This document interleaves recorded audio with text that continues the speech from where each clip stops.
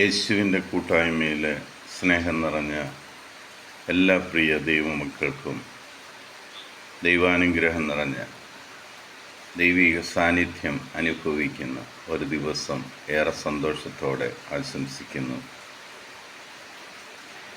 ഇന്ന് നമ്മൾ ശ്രവിക്കുന്ന തിരുവചന ഭാഗം സഭാപ്രസംഗകൻ്റെ പുസ്തകം 2-ാം അധ്യായം 11-ാം തിരുവചനം. പിന്നെ ഞാൻ ഉണ്ടാക്കിയവയെയും അതിനുവേണ്ടി ചെയ്ത അധ്വാനത്തെയും ഞാൻ നിരൂപണം ചെയ്തു. എല്ലാം മിഥ്യയും പാഴ്വേലയും ആയിരുന്നു. സൂര്യനു കീഴെ ഒരു നേട്ടവുമില്ലെന്ന് എനിക്ക് ബോധ്യപ്പെട്ടു.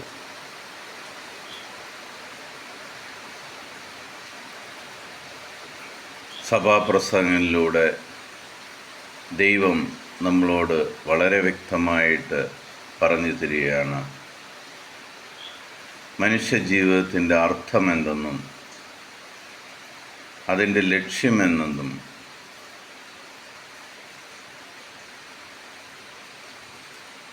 സഭാപ്രസംഗം നമ്മളെ പഠിപ്പിക്കുന്നു. ഈ ലോകത്തിലായിരിക്കുമ്പോൾ എന്തെല്ലാം നേടിയാലും അതിനുവേണ്ടി എത്ര അധ്വാനിച്ചാലും അവസാന നിമിഷം നമുക്കത് മനസ്സിലാവും, അതെല്ലാം വ്യർത്ഥമായിരുന്നു, വെറും പാഴ്വേലകൾ മാത്രമായിരുന്നു. താൻ അധ്വാനിച്ച് നേടിയതെല്ലാം അതിൻ്റെ ഫലം തൻ്റെ പിൻഗാമികൾക്ക് വിട്ടുകൊടുത്ത് പോകേണ്ടിയിരിക്കുന്നു എന്ന അവസ്ഥ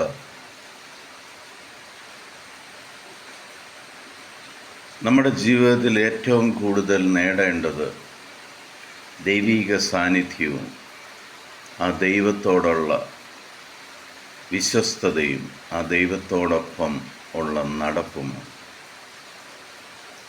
എല്ലാം എൻ്റെ ദൈവത്തിൻ്റെ കൃപ കൊണ്ടാണ് ഞാൻ നേടുന്നത്, എൻ്റെ മിടുക്കോ എൻ്റെ അധ്വാനമോ അല്ല എന്ന് മനസ്സിലാക്കാനും ആ ദൈവത്തിൻ്റെ മുന്നിൽ എളിമപ്പെടുവാനുള്ള കൃപയാണ് നമുക്ക് വേണ്ടത്.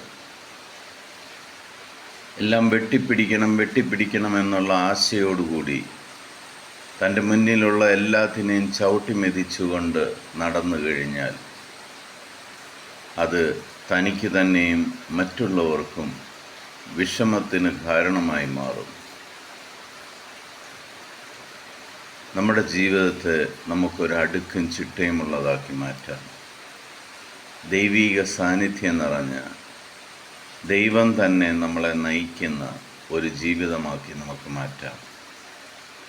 പിതാവായ ദൈവത്തിൻ്റെയും പുത്രനായ യേശു ക്രിസ്തുവിൻ്റെയും പരിശുദ്ധാത്മാവിൻ്റെയും കൃപയും അനുഗ്രഹവും സമാധാനവും എപ്പോഴും നിങ്ങളുടെ മേലുണ്ടായിരിക്കട്ടെ. കുടുംബസമാധാനത്തിന് വേണ്ടി, മക്കളുടെ നന്മയ്ക്ക് വേണ്ടി, മക്കൾ പരിശുദ്ധാത്മാവിനെ നിറയുന്നതിന് വേണ്ടി നമുക്ക് പ്രാർത്ഥിക്കാം. ഈ ദിവസം ലോകത്തിലെ 830 കോടിയിലധികം വരുന്ന എല്ലാ മക്കളെയും ദൈവസന്നിധിയിലേക്ക് നമുക്ക് സമർപ്പിക്കാം. പഠിച്ചുകൊണ്ടിരിക്കുന്ന എല്ലാ കുഞ്ഞുങ്ങൾക്കും ദൈവിക സാന്നിധ്യവും പരിശുദ്ധാത്മാവിൻ്റെ ജ്ഞാനവും നിറയുന്നതിന് വേണ്ടി അവരുടെ ജീവിതം ഇപ്പോൾ തന്നെ ദൈവത്തോടൊപ്പമുള്ള ജീവിതമായി മാറുന്നതിന് വേണ്ടി പ്രാർത്ഥിക്കാം. ലോകസമാധാനത്തിന് വേണ്ടി പ്രാർത്ഥിക്കാം. യുദ്ധങ്ങൾ ഒഴിവാകുവാൻ വേണ്ടി പ്രാർത്ഥിക്കാം. എൻ്റെ രക്ഷകനും നാഥനും ദൈവവും കർത്താവുമായ ജീവനുള്ള ദൈവമായ യേശു ക്രിസ്തുവിൻ്റെ സമാധാനം സന്തോഷത്തോടുകൂടി ഞാൻ നിങ്ങൾക്ക് പങ്കുവയ്ക്കുന്നു.